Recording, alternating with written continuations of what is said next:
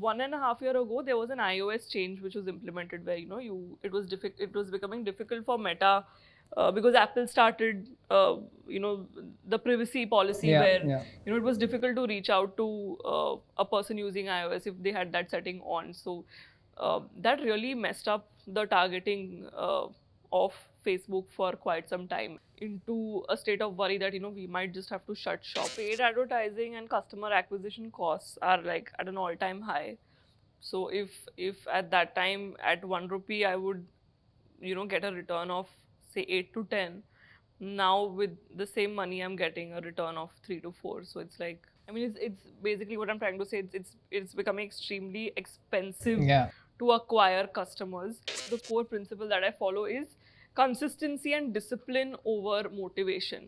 I personally feel motivation is overrated, and we are not born perfect.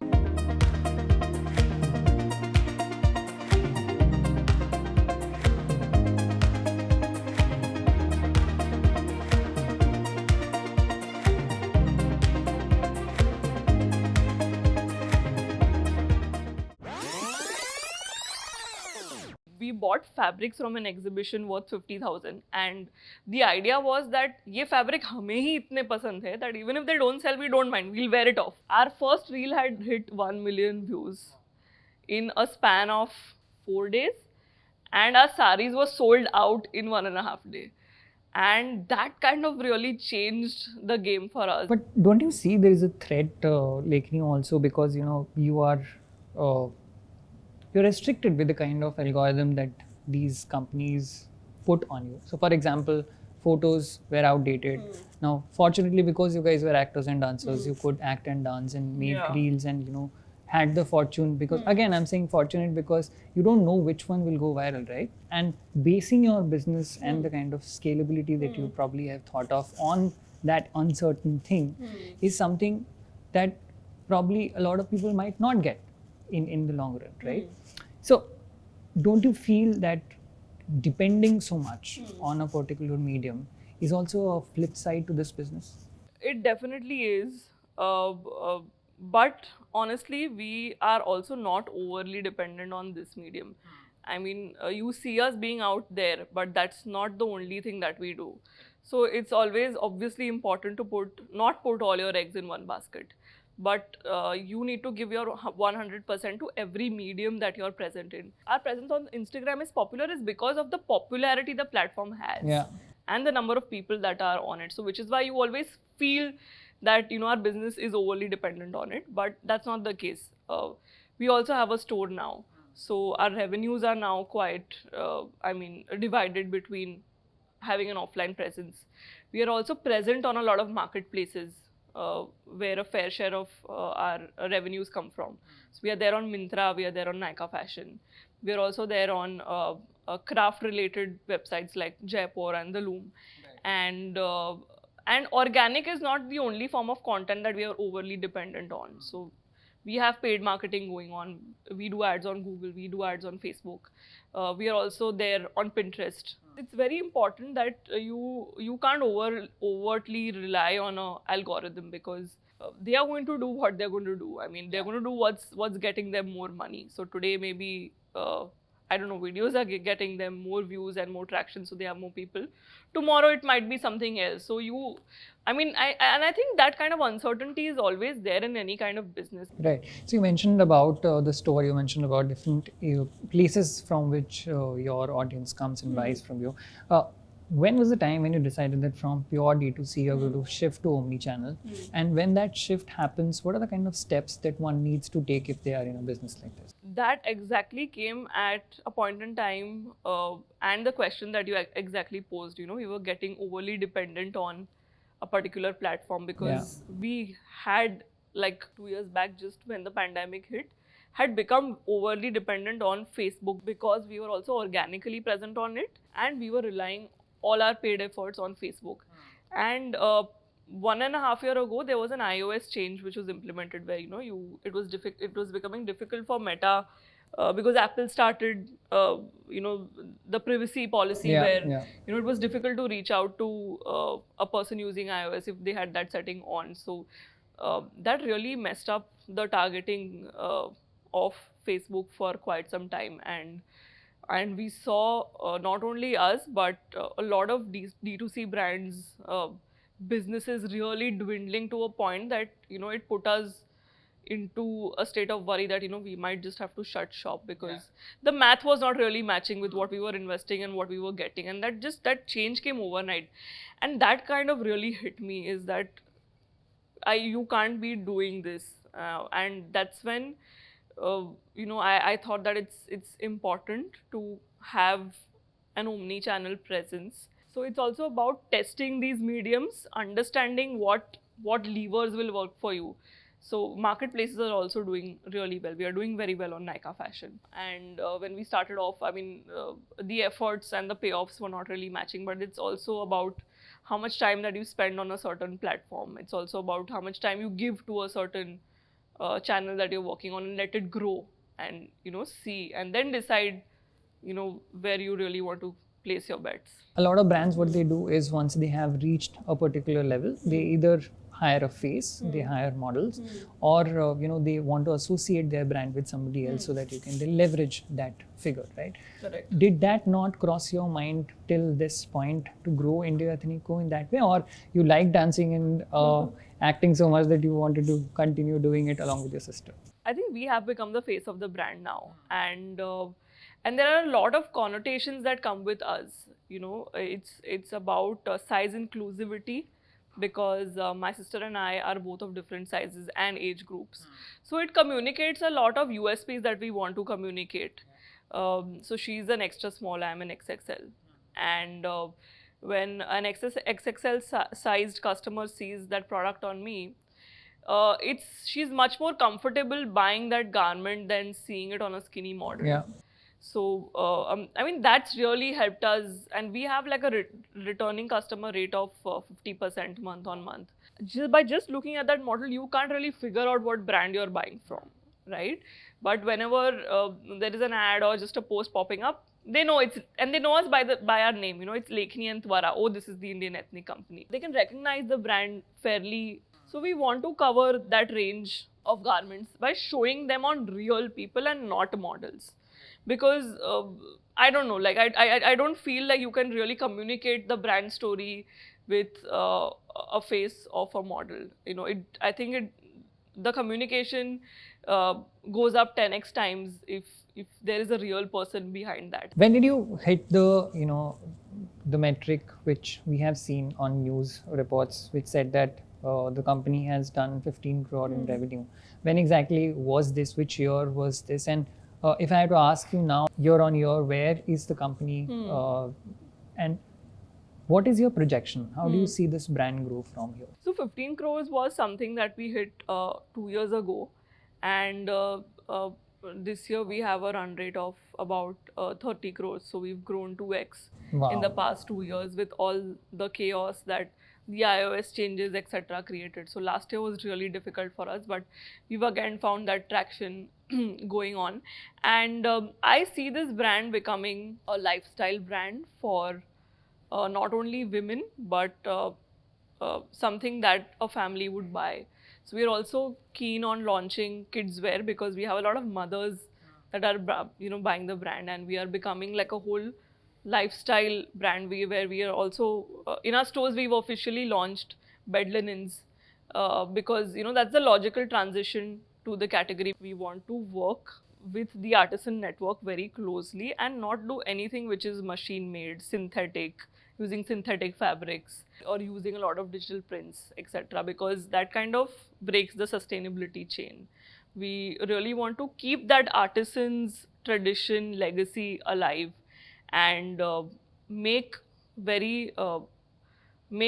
products which really appeal to the tastes of today's women. As an MSME, do you find government policies to be helping you in any way? Have you ever seen in the journey of the brand any help coming in from the side of the government as well? Yeah, I think we have a lot of credit facility, loan facility, which is now a lot more. It's a lot more easier to raise money for the business collateral free because of the schemes than it was, 3 to 4 years back, or especially when we started the day. So I think the MSME schemes that way are really helpful. What it also helps is that you cannot have, so there is a cap on the credit limit or the credit time period that a person takes to pay you. So it's guaranteed by the MSME. So if you have like the MSME mark, a person who's bought from you can't, take over 30-45 days to recover that payment. So you also have that kind of backing where you're not losing money to say a big supplier, etc. So a lot of these schemes and policies are helping small businesses to thrive. Lekhinee, the pandemic probably, fortunately or unfortunately, has boosted a lot of these companies to come up. A lot of people have gotten time in their hands. They also recalibrated the way they saw life, right? And they thought that, probably rather than chasing a life, a corporate life, I might do something on my own, right? And a lot of businesses have come up as well, which has resulted in a lot of clutter that we spoke about in the digital market as well. So, keeping all that in mind, right, does it become very difficult for a digital first brand like yours to acquire customers? What is the cost of acquiring this customer that you are seeing right now? And as you mentioned that you have a 40+% of people coming and buying from you, how important is to build that trust for a brand like yours? So honestly, I think paid advertising and customer acquisition costs are like at an all-time high. So if at that time at 1 rupee I would get a return of say 8 to 10, now with the same money I'm getting a return of 3 to 4. So it's like, I mean, it's basically what I'm trying to say. It's becoming extremely expensive to acquire customers. That's where a brand comes in. That's where you have to focus on, because you just can't keep selling a product to a new person. Because then you're only communicating product, and that's not what really makes you buy. Like, why would you buy from a Zara? Why do people buy from Gucci with the kind of price that is there? Because they're commanding a kind of identity that you will create when you will purchase that product. Right? So that's what you need to see, that when a person is going to buy my product, how is he going to feel? Why will he buy it? What is it going to create for him? What kind of personality can I create that will add to his personality when he buys a product? So there's also an aspirational value when I talk about the Indian ethnic company that is there when customers buy from us, is because they get to create that look when they are purchasing that garment from the Indian ethnic company. So branding has, I think, become extremely crucial, and community building, because I think acquiring a new customer is so expensive, but retaining that same customer and using that customer's network to get more customers is what you can focus on. Do you think you got lucky because you got the name Indian in your brand? I think yes. It definitely connotes a lot of things. It speaks of tradition.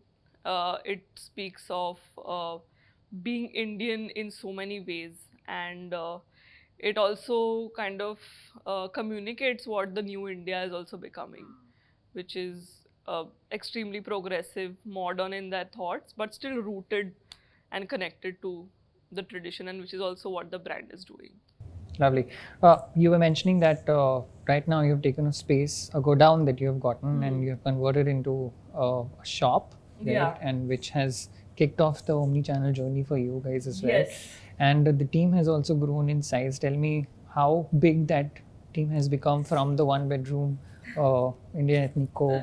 which started, and where do you see it growing in the next 5 years from now? We are now a team of 75, and when I say that number, I'm like, oh my God, I can't believe I have a team of my own. I have a business of my own. It all feels like a dream. It was only my mother and I when we started the brand. And I see it growing by leaps and bounds, because I think now I have the power of my team to really take this. I took it, like my mother and I took it from 0 to 10.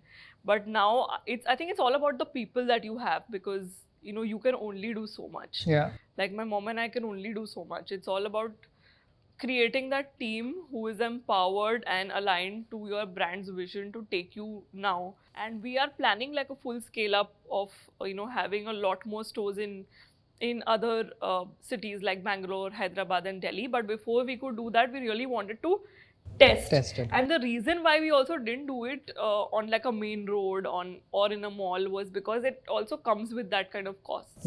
The cost of rent, and this was a question mark for us. We don't know how to handle a store, and at this point in time, honestly, we don't even have that kind of.